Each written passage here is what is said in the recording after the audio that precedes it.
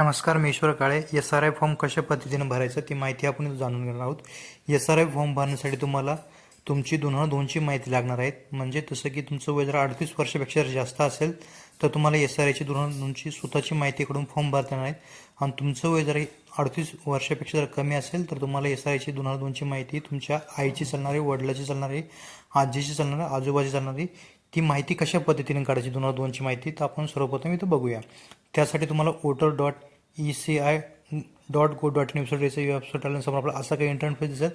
इथे बघू शकता search your name in last S-R-I, म्हणजे यावर क्लिक केल्यानंतर तुम्हाला दोनची माहिती पुढं बघता येणार आहे. तर यावर क्लिक केल्यानंतर ही माहिती इथं लोड होत आहे. अशा पद्धतीने लोड होईल. लोड झाल्यानंतर तुम्हाला search in last S R I E roll या ऑप्शनवर क्लिक करायचं. यावर क्लिक केल्यानंतर तुम्हाला तुमचं इथं राज्य सिलेक्ट करून घ्यायचं. हा राज्य सिलेक्ट केल्यानंतर तुम्हाला इथं तुमचा जिल्हा सिलेक्ट करायचा. तुमचा जिल्हा सिलेक्ट केल्यानंतर तुम्हाला मतदारसंघ तुमचा सिलेक्ट करायचा, जो कोण तुमचा असेंब्ली असेल. मतदारसंघ सिलेक्ट केल्यानंतर इथं तुम्हाला तुमचं गाव निवडायचं आहे. जो कोण तुमचं गाव असेल ते दोनची माहिती तुम्हाला इथे दिसणार आहे. तुम्ही तुमचं गाव अगोदर सर्च करून घ्या. जे कोणतं तुमचं गाव असेल त्या गावावर तुम्ही क्लिक करून घ्या. तुमचं गाव क्लिक केल्यानंतर समोर तुम्हाला मी दाखवतो पुढं कोणती माहिती येईल. तुमचं जे कोणतं गाव असेल ते गाव अगोदर तुम्ही सिलेक्ट करून घ्या. तुम्ही तुमचं गाव सिलेक्ट केल्यानंतर तुम्हाला व्ह्यू या ऑप्शनवर क्लिक करायचं. व्ह्यू या ऑप्शनवर क्लिक केल्यानंतर तुम्हाला तुमच्या दोनची गावाची माहिती इथं तुम्हाला दिसणार आहेत.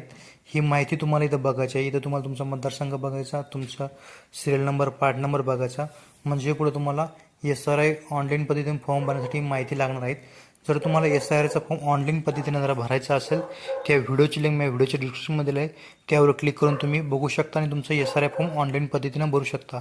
जर तुम्हाला ऑफलाईन पद्धतीने सुद्धा फॉर्म भरता येणार आहेत तर ऑफलाईन कशा पद्धतीने फॉर्म भरायचा त्याची सुद्धा लिंक तुम्हाला मी कमेंटमध्ये देणार आहे. त्या कमेंटमध्ये तुम्ही जाऊन क्लिक करून तुम्ही बघू शकता की ऑफलाईन पद्धतीने फॉर्म कसा भरायचा. आणि त्याचबरोबर तुम्हाला मी ऑनलाईन पद्धतीने भरण्यासाठी सुद्धा लिंक देणार आहे. त्या लिंकवर क्लिक करून तुम्ही बघू शकता की फॉर्म ऑनलाईन पद्धतीने आणि ऑफलाईन पद्धतीने कसा भरायचा. जी सोयीस्कर वाटेल तुम्ही त्या पद्धतीने बघू शकता. अशा पद्धतीने तुम्ही अगोदर सुरुवात तुमची दोनची माहिती काढून घ्यायची, मगच तुम्हाला फॉर्म फिलअप करता येणार आहेत.